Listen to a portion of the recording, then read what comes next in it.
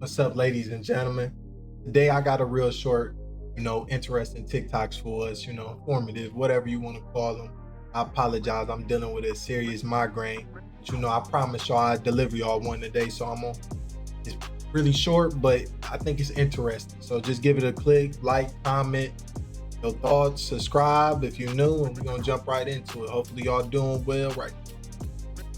But we gonna get right into it.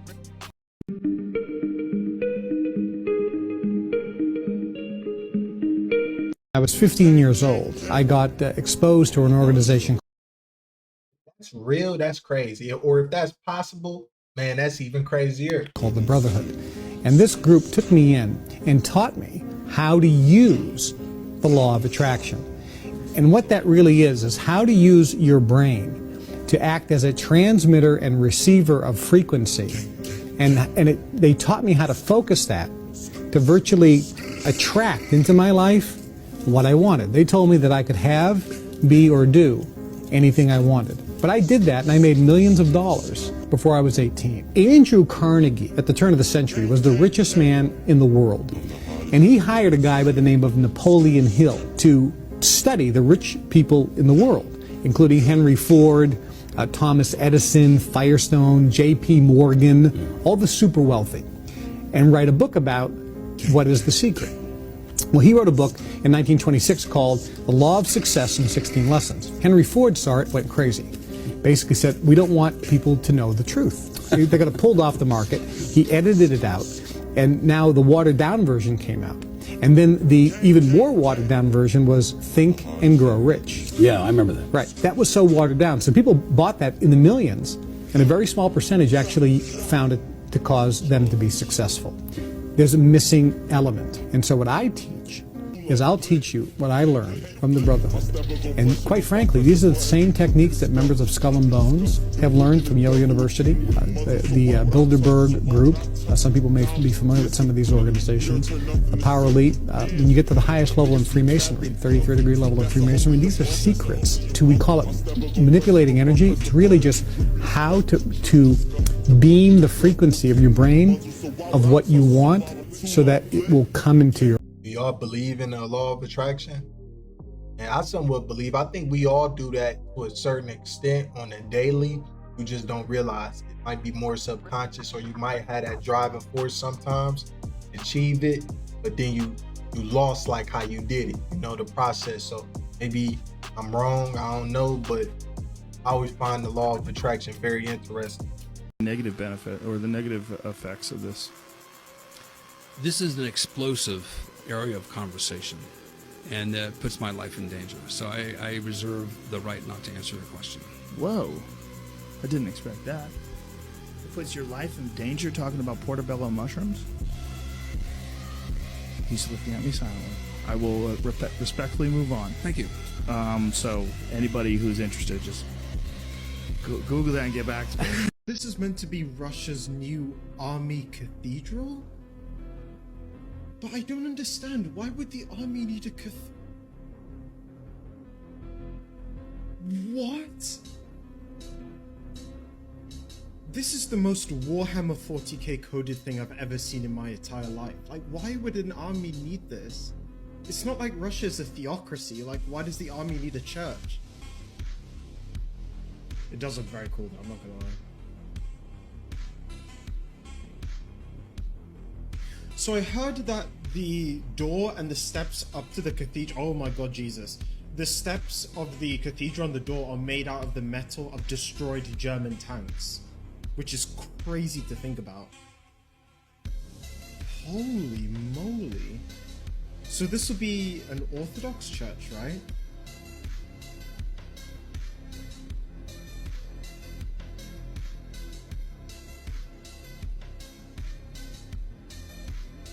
Oh my god, Jesus with a sword is aura.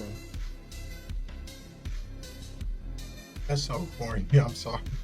This is so insane. I'm actually like impressed. I find that don't get it wrong, not what he said, Jesus, or I don't know, that term just is, I get it, but it's wonky to me. You can say that's same thing.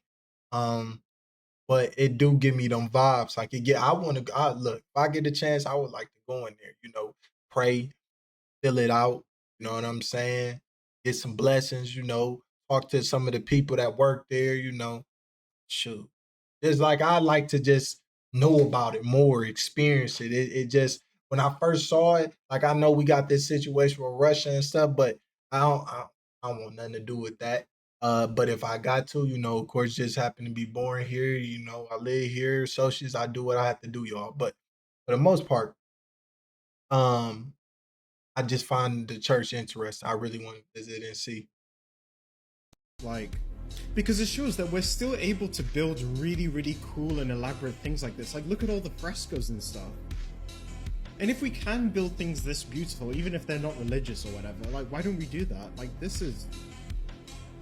Army's Enhanced Night Vision Goggle TAC Binocular, also known as the ENVG TAC Bravo, is like the future of night vision. The ENVG TAC B's dual tubes feature high-definition white phosphor and overlaid fused thermal technology, and you can see it like outlines everything in that kind of orange hue, so you can see objects. Not only can you see at night because you got the white phosphor, but you're also able to see the outline of things. Like you can see the outline of the parachutes from these paratroopers that are parachuting in. And then you can also see their bodies outlined. Same thing when you're looking at any other stuff. Like I've seen. When I first saw this, I was like wondering like, how long did they have this technology? And we just some of the first to actually see it, as people and even as the military combatants, they happen to be the first to experience it. So I wonder these covert ops, these black ops, these different ops, undercover projects and stuff, who have seen this technology and used it before we have. Videos of folks looking at artillery pieces. It shows the full outline of that, vehicles, things like that. The ENVG Bravo was made by L3 Harris, which recently received a $256 million order from the U.S. Army. Apparently, they're planning on spending $1 billion over the next 10 years on these things. As of April, L3 Harris had delivered more than 13,000 ENVG TAC Bravo systems to the Army, as well as 20,000 advanced vision goggles to warfighters worldwide. I think it's all strictly crossbreeding humans with dogs and cattle and all that kind of stuff. And the stories of Nightmare Hall is true, and that's one of the levels. I think it's the 7th level where they have all the experiments gone wrong, but for one reason or another they don't want to kill them. So whoever goes down there, they hear the howling and screaming, and that's where all those terrible stories come from. When I met Cherry, she had seen the 7 black and white photos, but not the videotape. The security guard allowed her to make a pencil drawing of the 25 black and white photos, not all of them, but some. And she handed me 8.5 by 11 piece of paper with her pencil drawing of what was in those photos. And I think there were 6 pages. And those are the ones she asked me to copy in felt tip black, which I did, identical to what she had, and those I released as the Dulce papers, and they became the infamous Dulce papers. They mixed in with... And I really believe that if we find out they doing some of this stuff, bro, we probably are as people, and who knows, they might have learned this from some of these aliens, these extraterrestrials. Like, let's be honest, if they so smart, they might not have the same emotional complexity as us. So they might just do what they think is interesting, curious, creative, whatever it may be in their mind. They just do what they do. They might not think, they just we didn't know they, but very apathetic in a way. They might be like that. I don't know. So I think we gotta really look at this from a new perspective. The human DNA, the Goetian demons. The which demons? The 72 Goetian demons, if you want to explain what they are? Yeah.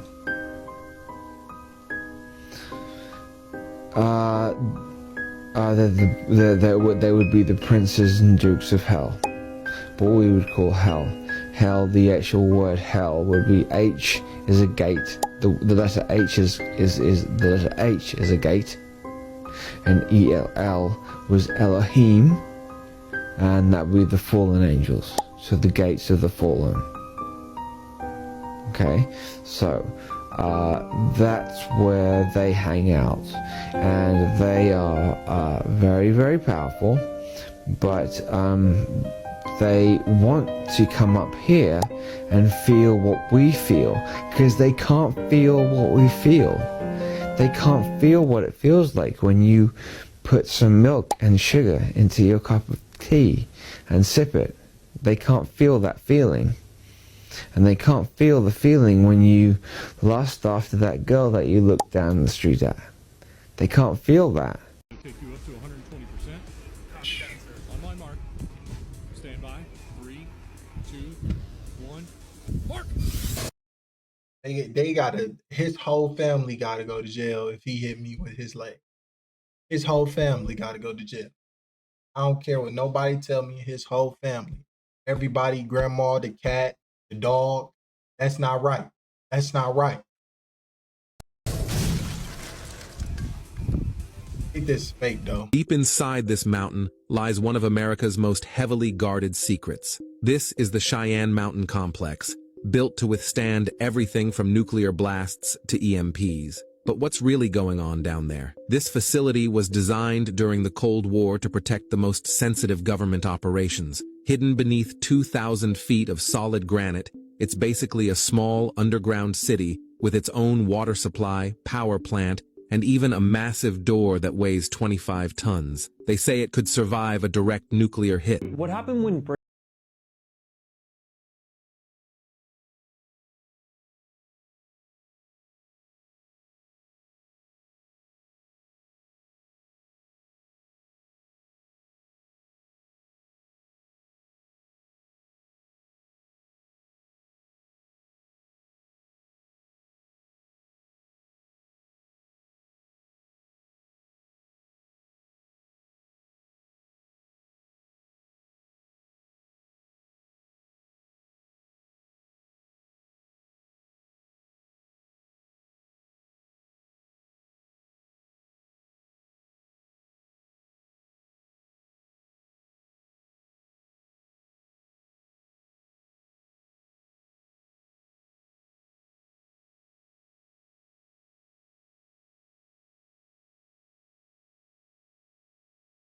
like I said, they never stood a chance.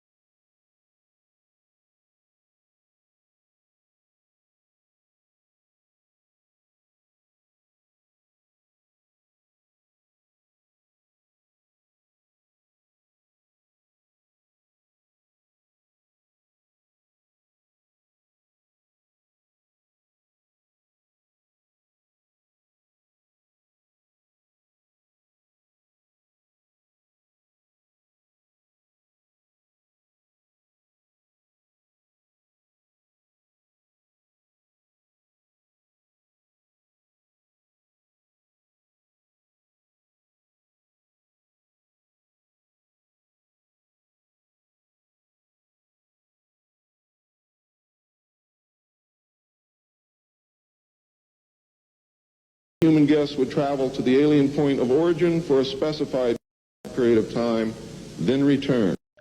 Quick question, y'all. If these are clones, how do we know they're not showing us what they want us to see? We never truly been to their true home planet.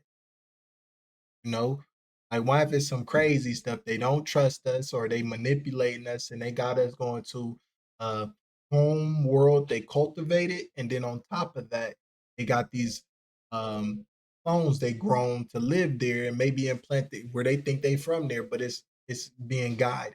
Shad, I know it sounds crazy. I could probably write a whole story, a book about that, but what if that's what's going on? The antimatter reactor, and this is where it sits in the middle of the craft. I drew these to better explain what Bob told me how the craft worked. Now this is the craft, and the little orange spot is where the antimatter reactor is. These are the gravity amplifiers, and what happens is they shoot protons into the 115, which bumps it up to 116, all right. which shows off antimatter, which is mixed with matter, and through a thermionic generator creates voltage out of heat. They then take, and they're able to take it up to the center of the craft and down through the sides and into the gravity amplifiers and focus on a point in space, increase the amplification that pulls that space towards the craft. It wraps around the craft, and then they turn it off, and they're instantly hundreds of thousands of miles away. Now check it out. Listen. Watch what he does. Look. So I had a triangle. See that? What's up is down, what's down is up. Huh? Yeah. This movie wasn't about no damn monsters. It was about a people that turned into monsters. Facts. Now check this out. Hold on, this is real crafty. That gonna be us? It's sneaky right here. Hold on. Watch this. Watch this. Look at his finger. I got y'all. Look at his finger when he get close. I'm the best at this. Hold on. Look at the pyramids. Look. What's up is down, what's down is up. Facts. See how sneaky that is? Yes, sir. So they're showing you got folks that's like David running around here. Don't think this is just a damn movie. Oh, it's deeper than that. And let's get to this. What this is. This is the essence of life. Yes, sir. The darkness, the dark water. This is what Mike DeGry, who discovered when he went under the water and he found water within water. Yeah, that's what this is. Thank me later. Follow me for more, baby. You tell me if this is demonic. A squirrel came down the chimney, got through the glass doors, which were locked, pushed open the doors, came in, went up, knocked over the Jesus and broke it, knocked over the Mary and Joseph, everything that was really holy as far as we were concerned. Was Rudolph broken? No. Was Frosty broken? No. Toy soldiers were fine. Were toy soldiers fine? Not a problem. Christmas tree? Okay. Christmas tree? Ornaments? I mean, if I'm going to be bad, I'm going to break ornaments. I'm going to have fun, right? No. Only Jesus, the nativity, all the stuff that was faith-themed. That somebody who believes in God, okay, totally destroyed, knocked it off the shelves. And we had the priest in the building with us. He was staying with us. And so we had a table, and it had all kinds of priestly things. It was the altar. Now, there is food all throughout the house. This squirrel could have gone. This was a squirrel's dream. Untouched. Then, somehow got onto a table. It was the altar. Urinated on the corners of the table and defecated right on the golden plate. A society that didn't send its criminals to. What did they do to this squirrel? Man, that don't even sound real, does it, guys? I don't even know. I don't want, man, boy, you holy water, drowning my holy water. Hey, ain't saying, but if it I think everybody agree. If it was demonic squirrel, we gotta do what we gotta do. Tell the animal people, leave us alone. We ain't just to that squirrel. It's demonic.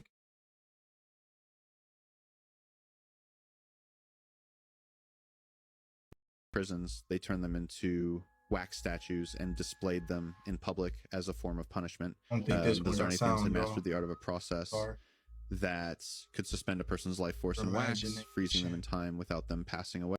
The convicted individual would be brought before the High Council of Zarnath, where they would undergo a ceremony using a secret blend of herbs, ancient chants, and special wax extracted from rare plants. This wax had unique properties. Once applied to the skin, it would harden almost instantly, trapping the person's body and mind in a state of eternal consciousness. The criminal's body would be frozen, completely immobilized, but their mind would remain fully aware. They could see and hear everything around them, but would be unable to move, speak, or even blink. Their punishment was to be placed in the Hall of Judgment, a massive wax museum where all criminals were displayed for the public to see for eternity. Look, man, SpongeBob's. I was reading that, guys. That's crazy work. My bad. My headphones died. Not y'all. So I was hearing while I was low key, just no noise, no sounds, no. SquarePants is real. Okay, the whole show is a slow drip disclosure strategy to normalize the aquatic mutations that unfolded after the Bikini Atoll nuclear testing experiments in the 1940s. Bikini Bottom isn't just a fictional town, it's an actual underwater community developed by these species which mutated from the radiation experiments. The truth is, when those nuclear tests were happening in the 1940s and 50s, they didn't just cause environmental damage, they triggered mutations in marine life. Creatures like SpongeBob, Patrick, and Squidward were created by radiation leaks, developing human-like intelligence, and even forming their own society. They built an entire microeconomy under the sea. I'm talking about a fully functioning society that mimics ours in almost every way. The mutated species figured out how to process natural resources from the ocean floor. The Krusty Krab represents a large structure inside of their community where researchers have analyzed with microlenses these species gathering in the town to consume these burger-like sandwiches. They have a fully functioning economy and housing strategy. Maybe not everything is true that you've heard about me. If that was real, that's some nasty work. Search warrant, you're looking at somebody's computers. Sometimes people very similar, but yeah, that hopefully I brought some good stuff for y'all today. My head is intensifying, headache. But like, comment, subscribe, comment your thoughts. Take care, everyone.